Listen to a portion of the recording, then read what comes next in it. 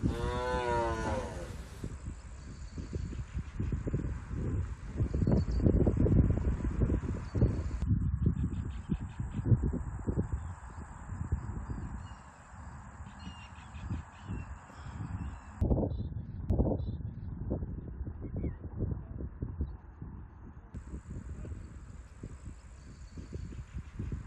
भारती प्रदीप सिंह पवार सायखेड़ा इस गांव में रहती हूँ।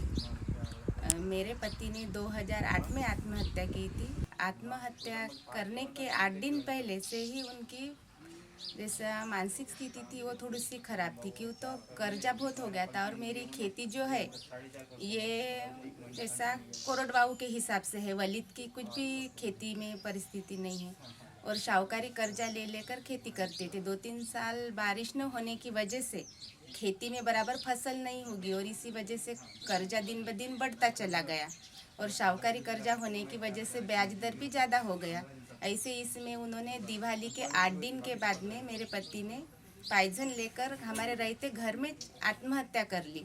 उस समय मेरी परिस्थिति बहुत ख़राब थी और बच्चे छोटे छोटे थे और 2 सास और ससुर, ऐसा हमारा 5 जने का परिवार था।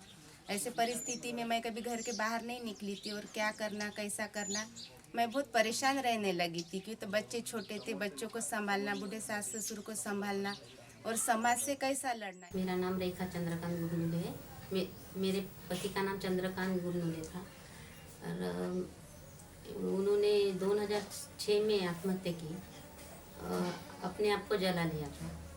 बहुत खेती का बहुत कर्जा था, बहुत कर्जा हुआ था, साहूकार का भी बहुत कर्जा हुआ था। वो टेंशन में रहते थे, अभी अपने विचार में रहते थे, इसलिए उसने आत्महत्या कर ली। सबसे पहली बात तो मैं ये बताना चाहती हूँ कि परिस्थिति से घबरा कर किसी भी किसान ने आत्महत्या नहीं करनी चाहिए, क्योंकि तो वो आत्महत्या करके तो निकल जाता है, लेकिन बद पीछे उसका परिवार बार बार आत्महत्या करते रहता है। लेकिन मेरा कहना यही है कि अगर हम आए वाले मुसीबत का डटकर सामना करें तो किसी को आत्महत्या करने की परेशानी कभी भी नहीं आएंगी और एक मेरे जैसी विधवा फिर से इस भारत में तैयार नहीं होंगी। मैं विदर्भ के अंदर 1995 से इस समस्या पे जूझ रहा हूँ। विदर्भ के जिस प्रांत में किसान आत्महत्याएं बहुत हो रही है, वहाँ कपास उगाने वाले किसान बहुत ज़्यादा है। कपास के अंदर एक तो टेक्नोलॉजी सरकार ने इंट्रोड्यूस की, जो बीटी टेक्नोलॉजी थी, जिससे बहुत ज़्यादा खेती का खर्चा बहुत बढ़ गया। खेती में प्रोडक्टिविटी बढ़ी शुरुआत में, बाद में प्रोडक्टिविटी स्टेगनेंट हो गई, लेकिन खेती का खर्चा बहुत बढ़ा। खेती में पेस्टिसाइड का यूज बहुत बढ़ा। खेती में महंगी खेती के वजह से किसान कर्जे में डूब गए। उसी दरमियान सरकार की नीतियों से सस्ता कपास बाहर से आने लगा, तो सस्ता कपास आने से यहाँ कपास के दाम भी गिर गए। तो इस सब चीज़ों में किसान फंसने से किसान आर्थिक संकट में आ गए।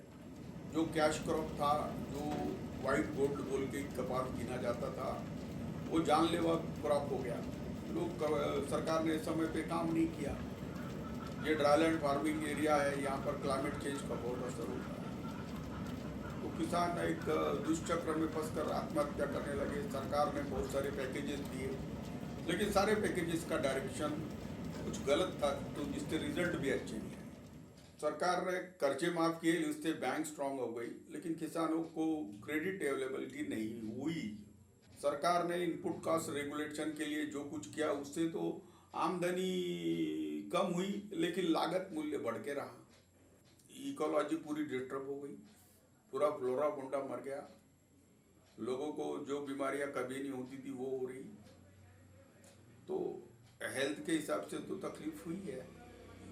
जो इलिटरल डोमाज होते हैं, उनके वजह से इलिटरल पब्लिक रिप्रेजेंटेशन चुना जाता है और करप्ट पॉलिटिकल सिस्टम जब कंट्रोल करती है तब लोगों का जीनोसाइड होता है और भारत में इसी वजह से होता है।